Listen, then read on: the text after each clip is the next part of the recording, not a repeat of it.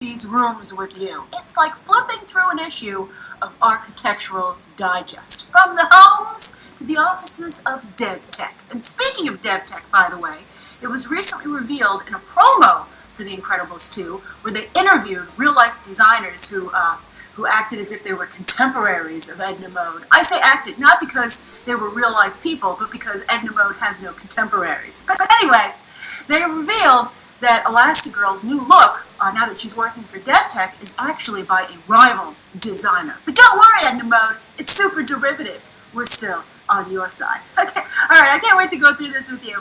But the first thing I want to do is just warn you that I've been able to piece together, I'd say, maybe a good quarter of the film, the first part of the film, structure-wise. And for those of you who are purists who don't want to know that much, although you wouldn't be watching a shot-by-shot breakdown if that was the case, but anyway, they were a little bit more revealing than usual here. And it makes me wonder when I go through these trailers, shot by shot, if the studios do so. And they really should. It would behoove them to do so.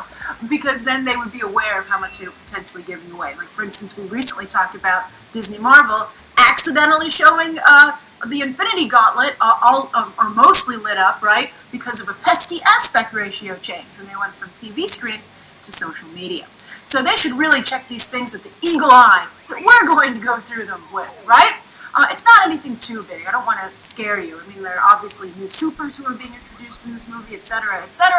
I'm talking more story structure, plot points, things like that. Really, again, only towards the beginning of the movie. But I put it together, so I was pretty proud of myself, so I'm excited to share it with you. Alright, so let's get started. Oh boy, I'm so excited to look at this architecture. Alright, so this was very interesting. Now, this isn't not the most glamorous room, but it's very telling. Let me tell you why. So the first thing I noticed on the left was that television.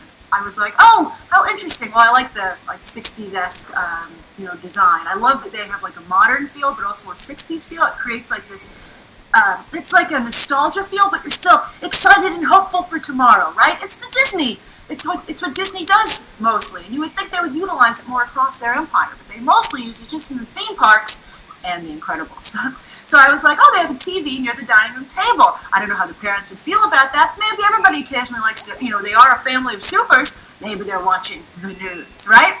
But so then I looked over on the right, and I was like, is that the sofa? What's going on over there? And it occurred to me, that's a bed, and this is a hotel room. Because don't forget, at the end of the first movie, where this one directly picks up afterwards, their home was destroyed. So it looks like they're in between homes right now. Although, I have to say, I thought this was their home the first couple of times I saw them at the dining room table in the trailers for this movie, the teaser trailer, etc. So I guess home is where the family is. That's all it takes, or where they're bickering, as you're about to see. Maybe they have two rooms together, because this doesn't seem to be a room with two beds in it, so they maybe have combining rooms, whatever, a hotel or suites, embassy suites they're staying at, right? Because they seem to have a little bit more than you usually would in a hotel room. Alright, so let's go in for a closer look. Now this, I agree with so many of you. What is Violet's problem, right? Look at adorable Dash. He's so innocent. He just wants to enjoy a deliciously rendered egg roll. Don't they look good? Pass one over here, Dash. You have a ridiculous number of egg rolls there. Who orders that many egg rolls? And then you know what occurred to me? They probably ordered them for Dash. He's like, he should say that. She's like, I don't have to wash my hands. I'm the only one who's supposed to eat these. These are for me, Violet. Back off. She seems to have some kind of mini egg rolls. When we get to her platies, you'll see. I'm like, did you put taquitos in there? I thought we were having Chinese food. But anyway, he burns a ton of calories, and you're going to see throughout this trailer, in fact, that he is definitely making up for that in his caloric intake. So she's like, oh, as you're going to see, she's like, wash your hands, did you wash them? And a number of you were like, the parents are right there, they don't have a problem, this isn't your responsibility, Violet. She seems to be like really in a bad mood throughout this entire trailer, which I'm not too happy about. I can't believe he stuffed that whole thing in his mouth, by the way. I'd be like, whoa. That doesn't make any sense. Good thing this is a cartoon. This was hilarious when he said, who orders just vegetables? At least not only that, but they seem like just steamed vegetables. Where's the soy sauce that goes on them, right? Pass the soy sauce to poor Dash. He's having a rough evening. She gave him, that was his punishment. Did you see how many vegetables she gave him? I guess, because of his caloric intake situation again, right? It rears its ugly head. It's not all egg rolls. Dash. Sometimes you gotta eat a ton of broccoli and carrot. Although I am a broccoli and carrot fan, so I would be like, give me some more. Alright, so she's like, are we talking about the elephant in the room?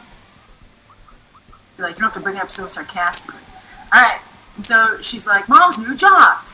And then we cut to Mom's new job. So there's been a Lego set that came out recently that a number of people have been talking about, and it revealed that this is the screenslaver, like screensaver, hilarious. This is his helicopter. If you look at the top of it, who's going to look down on it, I guess, but whatever, it's going to hypnotize you. But here we're going to watch a really nifty action sequence and just look at, going shot by shot, we're going to marvel at the beauty of Elastigirl in action. Although I wonder how she feels about still being called Girl. She and Batgirl can start a support group. Alright, so something to think about when you name yourself when you're starting out your vigilante career. Alright, so there she goes.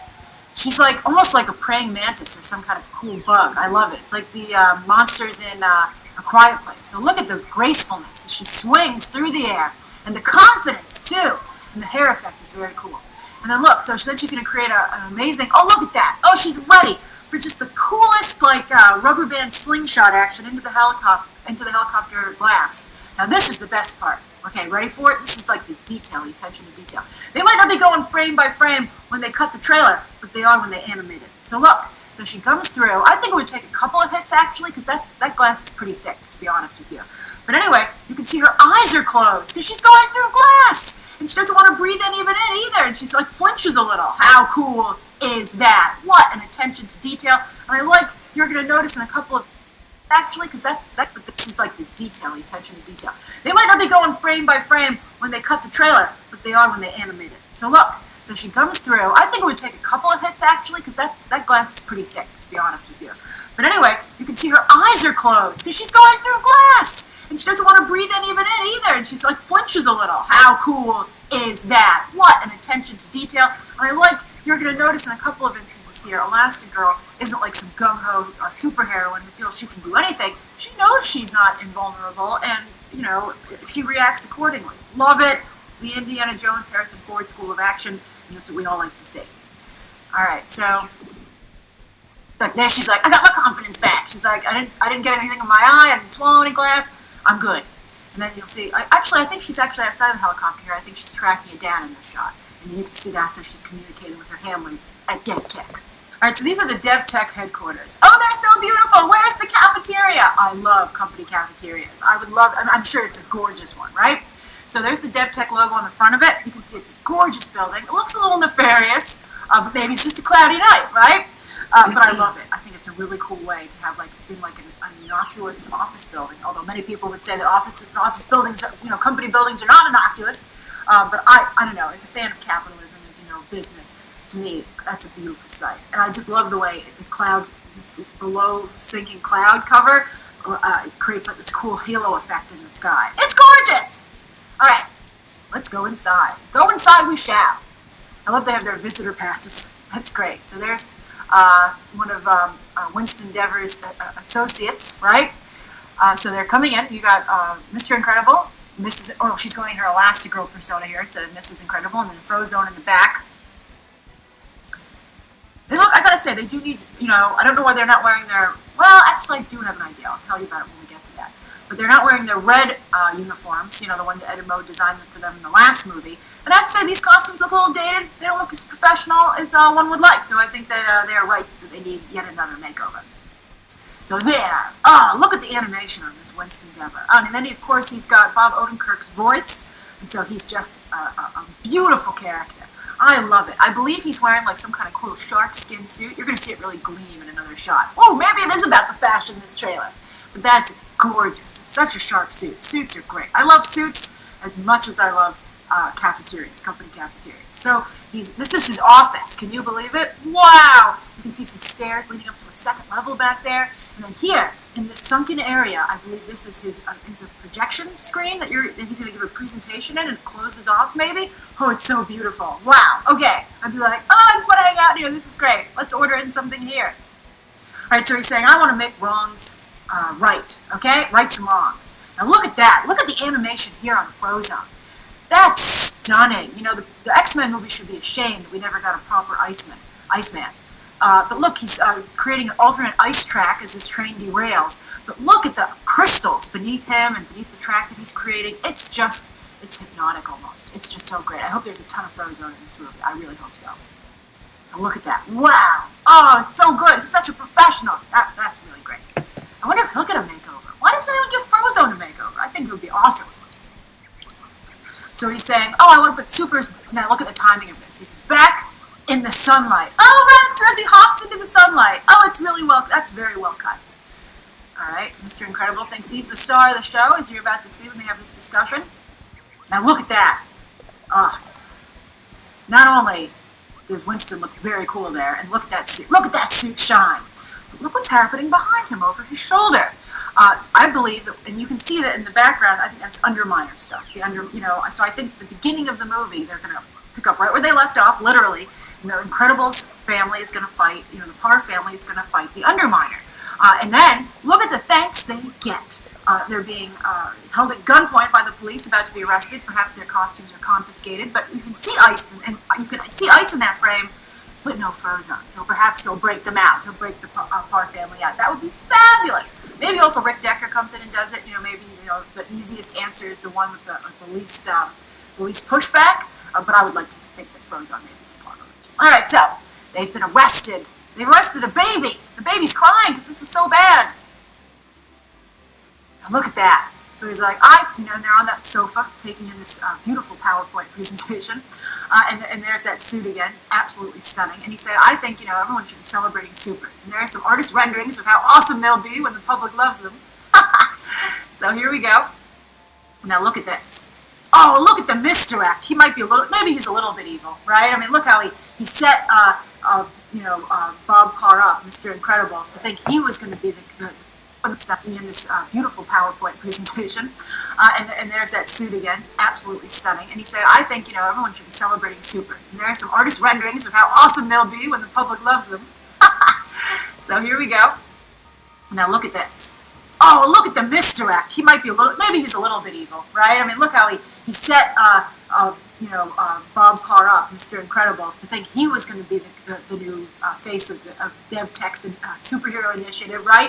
And he then moved so smoothly and cruelly to his wife. That's great. Well, I have to say, if I were Frozone, I'd be like, hey, what about the diversity play? I'd be like, can't we both go out there? I'd be like, what the hell, Wonder Woman and Black Panther. Thank you very much. And Black Panther made more money. So here we go. And he's like, she's the best play? And I like her reaction. That's great. That's really good. How embarrassing for her. Hopefully he doesn't know that they're married. I'm talking about Winston Dever. So because that adds an extra level of insulting to that. Frozone, by the way, seems perfectly cool not having been selected. His poor wife has broken his spirit. We'll talk about her. Now look at that. You see this limousine? That, I believe, is the exact same limousine, or a very similar one, even when you get down to the interior that we saw Rick Decker in the first movie. So I like that. I like that consistency. And look at the rendering on the trees. You can practically see each leaf, not only see it, but feel it rustling in the wind and a warm summer breeze. Oh, it's the good life, as we're about to see. Now look at this. Wow! What a home! That is amazing! Look, it's got a water feature, either out front or in the back. I believe that's the exit where Elastigirl rides her motorcycle out of, which we'll see a little bit later in this trailer. But look at the windows, the frontage, that you're going to see that's actually, it has a deck. It has a deck in front of it, and I guess a moat that comes down to the lower level. Oh, it's so beautiful. It's absolutely stunning. I'm a big architecture fan, so I in particular appreciate this. And look at the landscaping. It's so beautiful. The movie's already great to me. It's been made. And it gets even better. And I'm with Dash. He's like, this is the best. I love Mom's new job. So they come into what looks like something that was inspired by the Welcome Center in Jurassic Park, right? Look at that view. Wow. And you can see the deck out there. It's just, I love an open floor plan. I'm a big fan of an open floor plan. And this has that in spades, right? You just create different areas with the way the furniture is set up. So we come in here. Look at that! Oh, it's so beautiful. There you can just walk into the kitchen there on on the right, and there's also a stairway up to the second floor, but there's a stairway in the back there that's also leading to the second floor. I think it's a double-decker stairway where you head up, you go up to that little landing, and you either go left or right to the second floor. And look at the landscaping in here. We have a beautiful palm tree in the back, and then this very, speaking of Jurassic Park, very dino-rific style plants here in the foreground. Oh, it's so beautiful. It's really nice. Where's the television? I guess it's in the media room. Stunning. Now look at that. That's also very nice. Branding. It's nice to be supported by a company. They understand the importance of a good brand. And there's the Elastigirl brand lit up on the side of her motorcycle. Really cool. I love that she can ride a motorcycle. And she rides it realistically, as we shall see. She's like, I'm off to work. And he's like, you get a motorcycle too? He could ride that though. So she goes out the water feature. I mean, the balance issues, I think, would be a disaster. Here's the math bit that so many of you really like. I'm not a huge fan of it, but as I said, they wouldn't have put it back in here in its entirety, by the way, if it had not played so well the first time. So you better believe that Disney tests the heck out of this stuff. They can afford to do it. Now here you can see in the intercom in their new house it says DevTech, which would make me very suspicious to use it because I would feel I would be listening, people would be listening into all my conversations, as perhaps they are. So his wife's checking in. How's it going, honey? It does not look like it's going well. They're all angry. I'd be like, really? A straight flush of anger this morning? Come on, guys. Cut me some slack. She's only eating one waffle, whereas you can see Dash requires three of those bad boys. He's just getting started. Things are not great. I don't understand why she's so angry. I mean, maybe she found maybe her dad is trying to wash her costume in the sink with the dishes, but she doesn't have to turn on the garbage compactor. I think that seems a little bit too far. Now look, for some reason, oh, by the way, isn't that great? A whole row of par men together. I thought that was really great. And they all look so similar. Those are some strong genetics you got there, Bob. But look also that window view out the back. Oh, it's so gorgeous. So they're in the kitchen, and it's off the living room, and they are not having a good morning, right? He's having a very sensible breakfast. Did he give everyone fruit? Oh, I'm gonna have to side with Helen there. You got to give everybody some fruit, Bob. So then she gets really angry, and I think uncalled for, throws her costume against the side of the wall. Not a fan of that, although I do appreciate the super 1960s kitchen with the way the oven is in the halfway up the wall, right? And with all the cupboards and paneling around it. So I like that he's like, she's like experiencing adolescence. That's what he says. Is she having adolescence?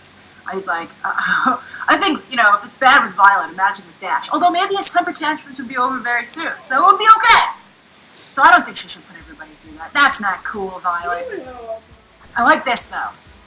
He said, he's very, very healthy. That's great. I love that. Now he's chewing on the remote, so I guess they did find the TV room. I like that he has to use cookies to lure him out, right? Like he's like, I don't know where he teleported to. Obviously somewhere where he can still hear his father, but he's like, oh, num-num cookies? That's great. Oh, looks like it's real tough for him. I'm glad Frozone's there finally to help. So see, at the beginning of the movie, I think this is, again, that extended action sequence. And it's smart to start the movie with an action sequence. Get the audience excited, jazzed. Don't show us all of it too early, though. Let's see here. So she lands on this. They're doing... Oh, she's talking about, I have to leave my family to save my family. I have to break the law to save the law. She's really outgunning the police there. So look at this. I love this. Now, first she looks really, tough, right? She's like, yeah, I'm going to do it. And then she's like, oh, maybe not. This is going to be not so great. She's like, why is it always glass? That's her snakes, right? Indiana Jones' snakes. Ooh. Now, look, this is really great the way this is done. So she lands here. And if you look at frame by frame, she almost uses her elasticity to weaken the jolt to her body, right? That's a really cool way to use that. I didn't even think of using it that way. That's amazing. That's really smart.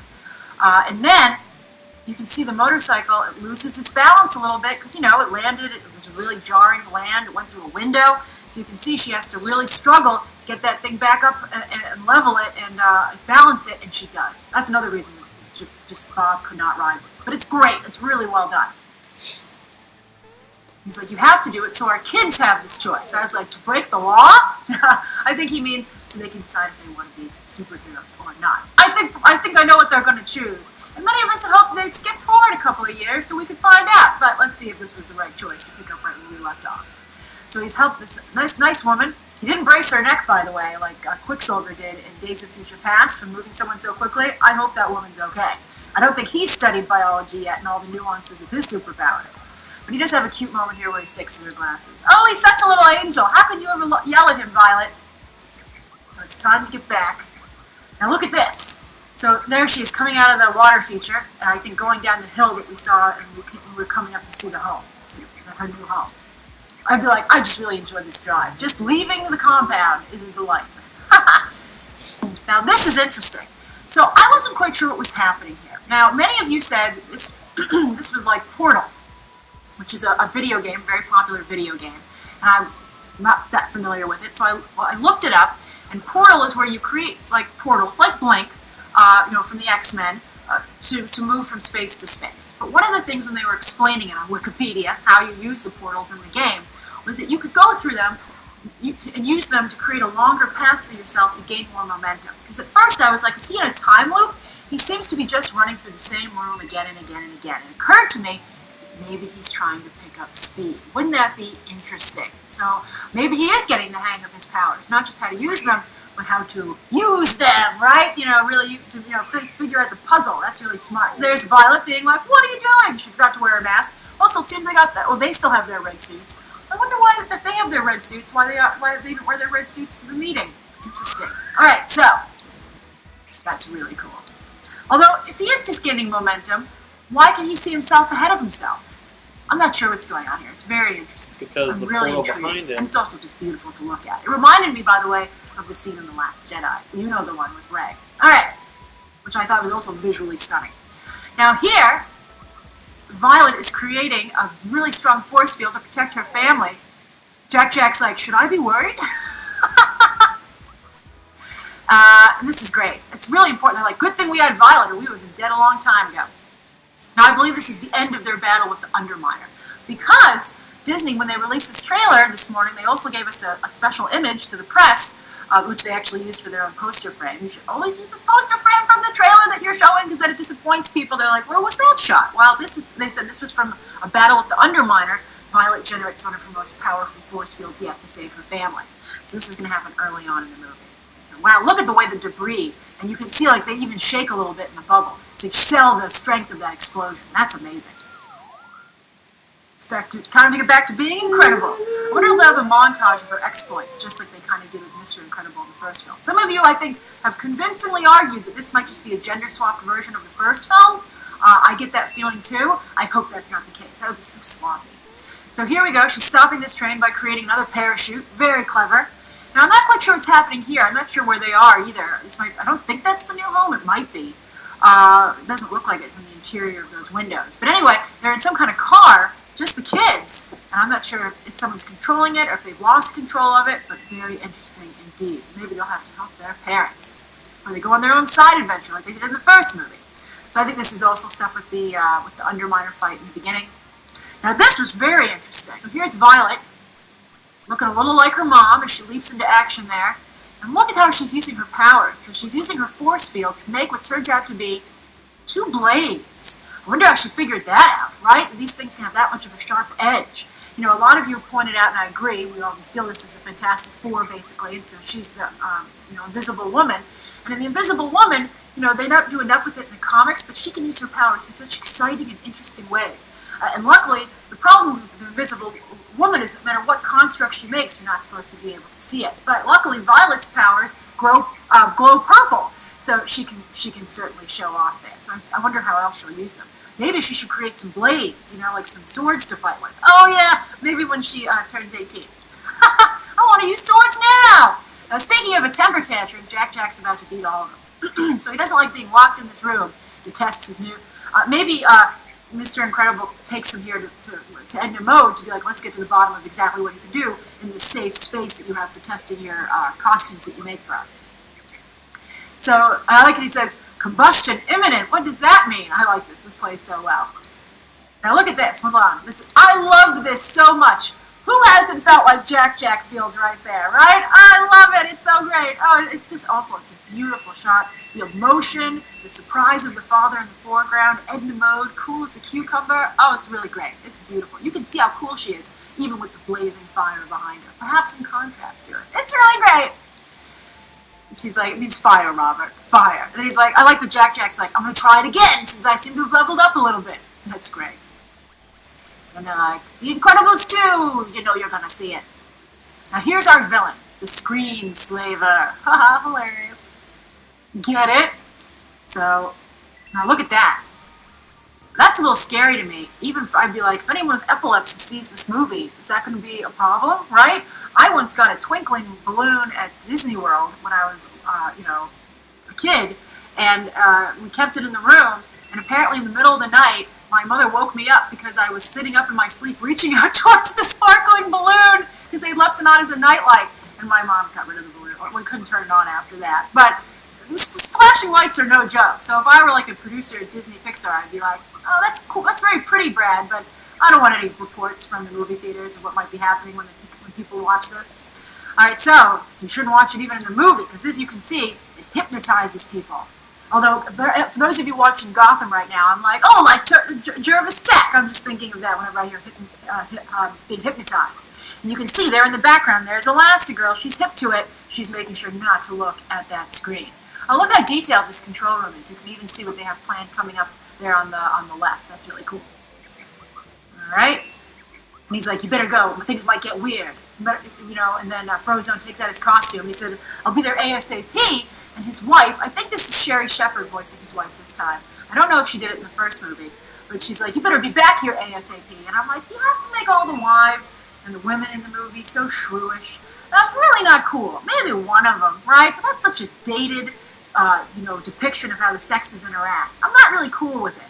And also, Lost in Space came out today on Netflix, and I saw a couple of your comments on my review, because you guys are just starting to be able to see it today. And it's like, oh, it's the same old. The women are genius scientists and leaders and can do everything, and the men are just hapless idiots who have to follow them if they can.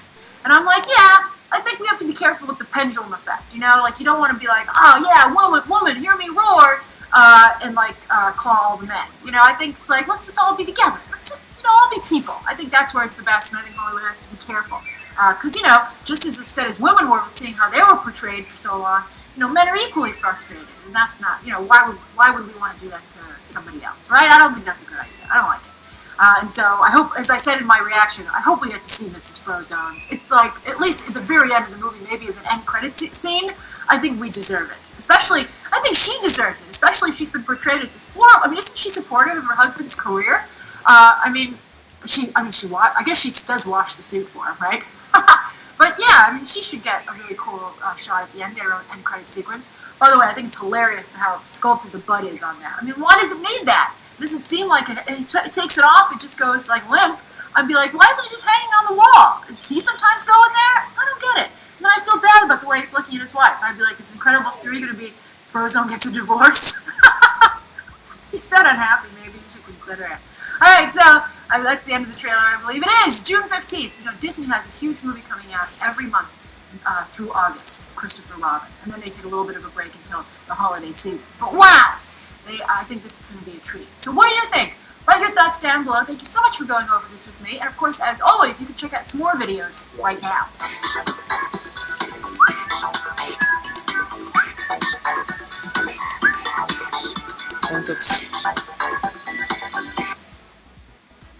Woo!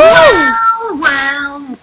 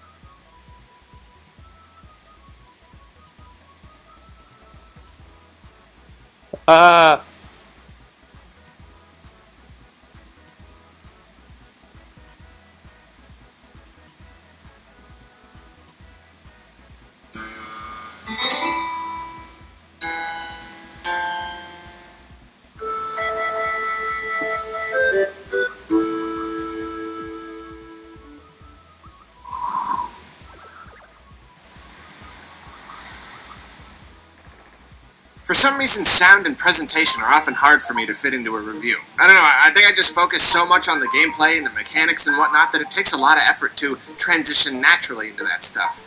How fortunate, then, that we've got an entire chunk of this review to talk about it without interruptions. Because, oh man, I gotta tell you guys, Breath of the Wild is a pretty game for both your eyes and your ears. But let's start with eyes. Nintendo is used to using below-par hardware in order to provide a more affordable console. They've been doing it for over a decade now. They're also used to getting the absolute most out of their hardware in both technical and artistic terms. Breath of the Wild is a classic example of art style winning out over sheer graphical power. Because honestly, on paper, the game ain't much in the graphics department. Character models are a little simplistic, and they use that Wind Waker-esque style of cell shading, so they don't have as much texturing or detail. There are no dazzling particle effects or anything like that. Very little of the game's visuals could be considered complex, maybe outside of the humongous divine beasts or something.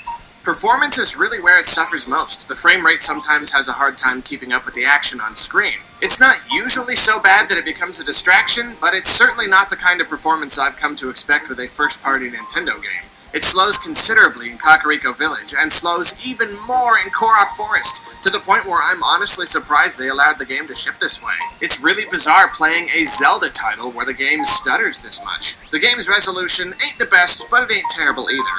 Like many Switch games, it seems to scale depending on what's going on, employing all different kinds of rendering techniques and layers of anti-aliasing and whatnot to different things in order to keep the balance between visuals and frame rate as much as possible.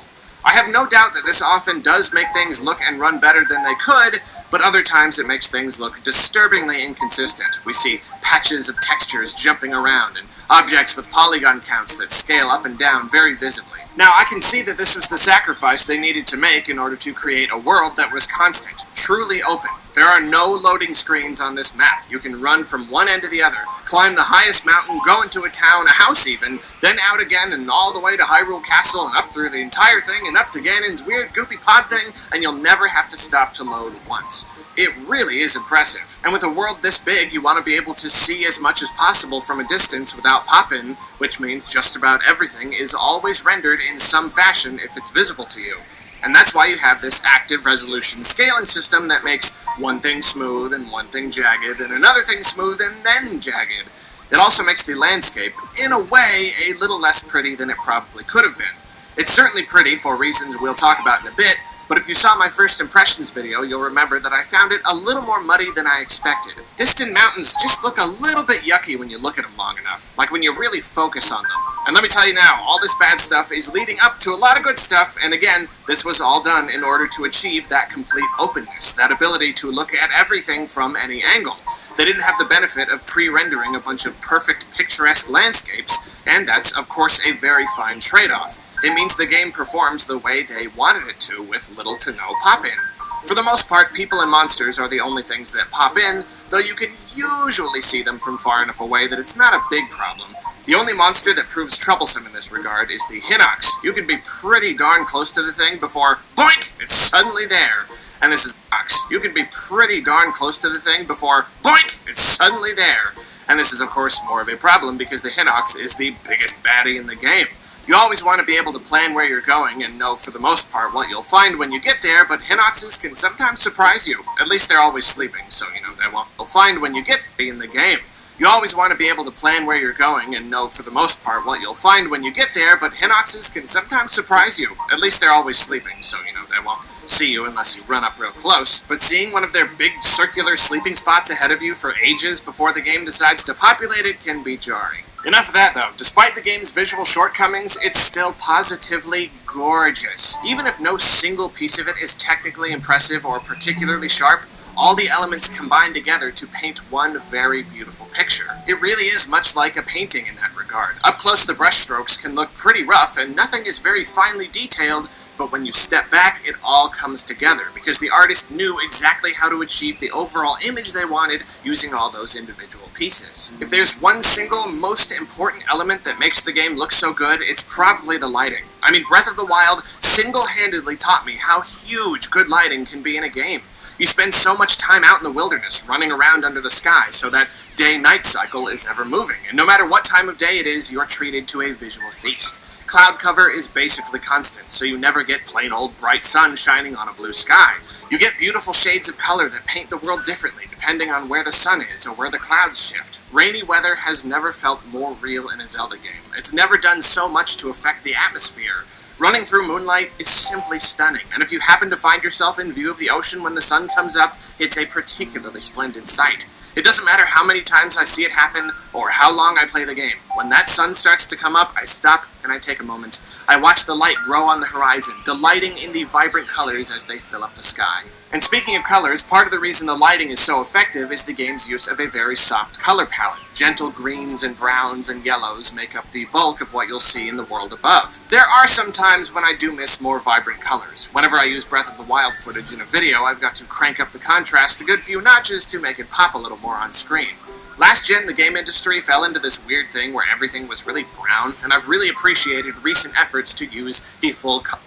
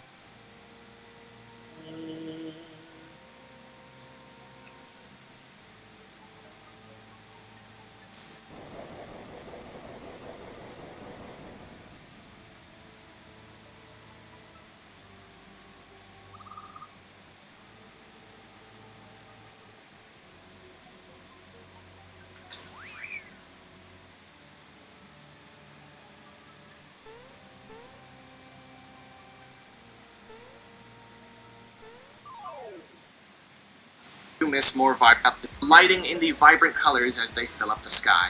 And speaking of colors, part of the reason the lighting is so effective is the game's use of a very soft color palette. Gentle greens and browns and yellows make up the bulk of what you'll see in the world above. There are some times when I do miss more vibrant colors. Whenever I use Breath of the Wild footage in a video, I've got to crank up the contrast a good few notches to make it pop a little more on screen. Last gen, the game industry fell into this weird thing where everything was really brown, and I've really appreciated recent efforts to use the full color spectrum.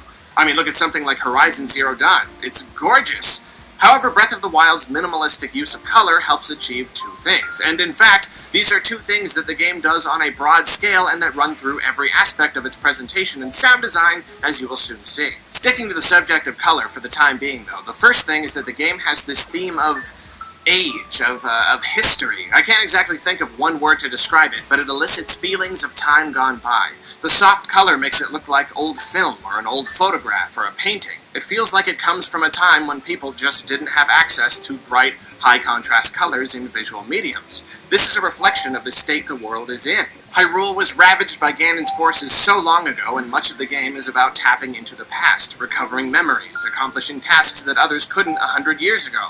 Time has passed, but in terms of civilization, the world hasn't really been able to move on and completely heal. It's basically just as it was back then, much as though it were a photograph. The other thing the game is going for, and that is very much supported by the color palette, is establishing atmosphere. Now, the interesting thing here is that up until now, atmosphere in a Zelda game pretty much meant one of two things. feelings, happy or scary. The atmosphere being established was either the bright, happy cartoonishness of Wind Waker and a few others, or the dark, eerie foreboding we saw in games like Majora's Mask and Twilight Princess. But Breath of the Wild is different. The atmosphere it creates is one of serenity. It's relaxing, it's peaceful, it's beautiful. Which is funny, because never before has a Zelda game been this dangerous and demanding, but of course we'll really talk about that later. Now, this isn't to say that no Zelda ever has gone for a kind of atmosphere that is neither happy and silly nor scary. It's obviously more complicated than that. But off the top of my head, every instance of a calm atmosphere in a Zelda game, aided by atmospheric music, places that really make you stop and just take it in, they almost always carried something of an eeriness to them. Staring up at the architecture in Ocarina of Time's Temple of Time while the Song of Time plays like a Gregorian chant. It was effective, but also very somber, almost demanding of a respectful reverence. The snowy area in Twilight Princess, it's serene, but danger lurks just beneath the surface. Strange wolves are stalking you, you're chasing a monster, you don't know what you'll find up on the mountain.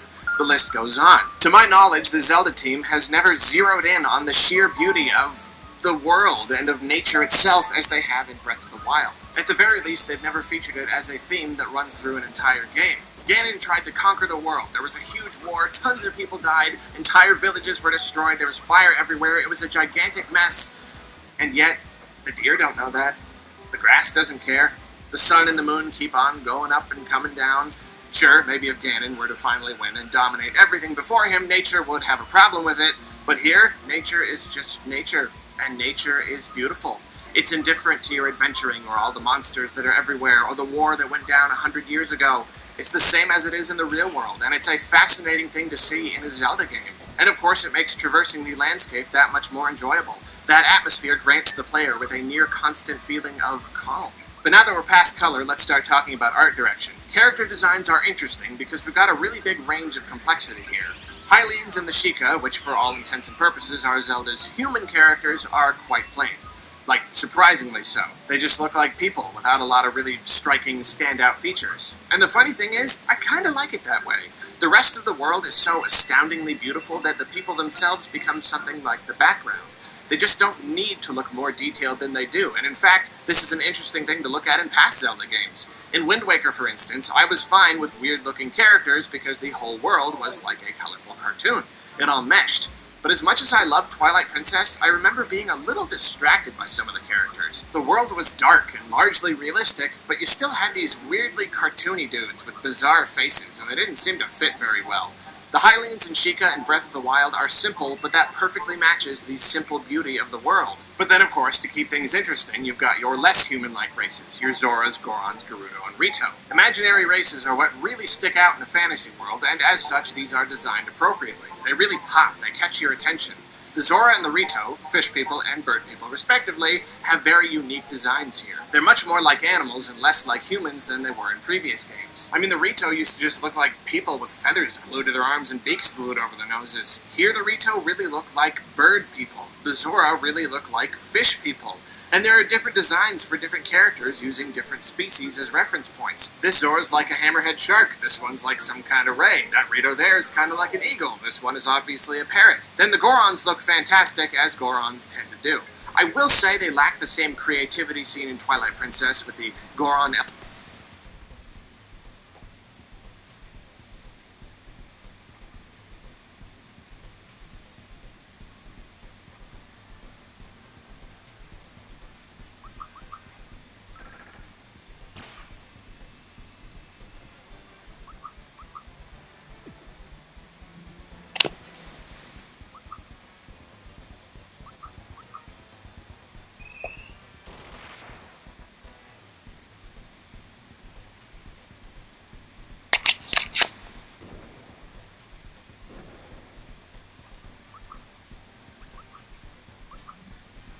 is kind of like an eagle. This one is obviously a parrot. Then the Gorons look fantastic. An array. That Rito there is kind of like an eagle. This one is obviously a parrot. Then the Gorons look fantastic, as Gorons tend to do. I will say they lack the same creativity seen in Twilight Princess with the Goron elders in particular, but there's definitely a great range of character models on display. And if there's one thing these Gorons do better than any others, it's convey emotion. Facial animations are superb, and their great big faces show them off better than any other race in the game. Plus, more of them have got hair now.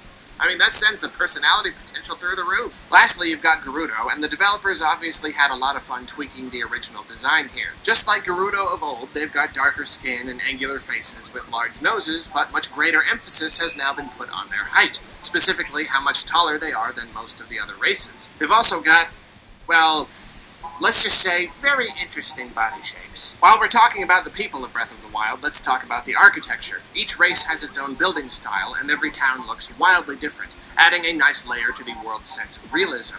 The Hylians have Hateno, an idyllic little village nestled in the hills, and Lurelin, an oceanside trading settlement. The Sheikah have their mountain village that utilizes ancient Japanese-style architecture. In fact, much like the Yiga clan, who broke off from the Sheikah, their entire culture is very Japanese. Once again, though, these pale in comparison to Hyrule's more fantastical races. You've got Gerudo Town, which is reminiscent of ancient desert-dwelling cultures. There's probably one specific one it's based on, but obviously I didn't pay attention in history class. Is it Egypt? Yeah, it's probably Egypt. That might be the least impressive one, though, and probably because the Gerudo are closest to humans out of the 4 unique races, so that naturally made the designers want to model their culture after real ones. Zora's domain, though, is easily the most impressive. Let me tell you, folks, the Zora have come a long way since living in caves in Ocarina of Time. Here, they're natural architects, and they've built a city above the water in a big mountaintop basin that glistens.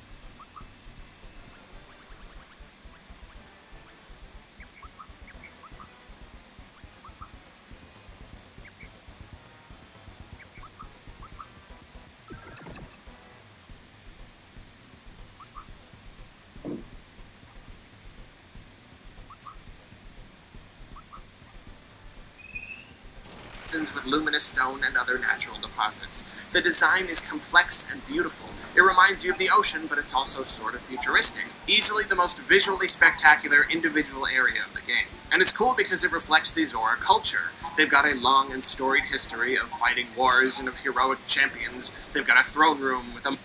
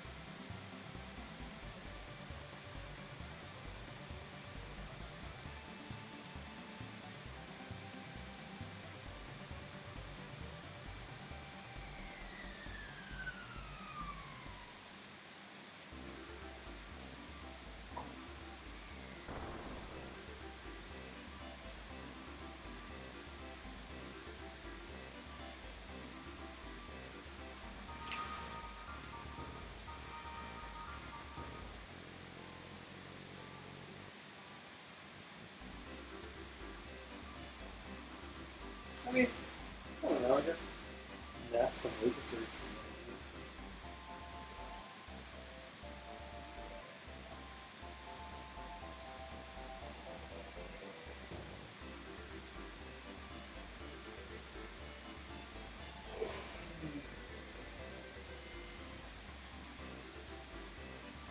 What's the fire one? Ness, Lucas, what's the fire? A lot of the fire characters.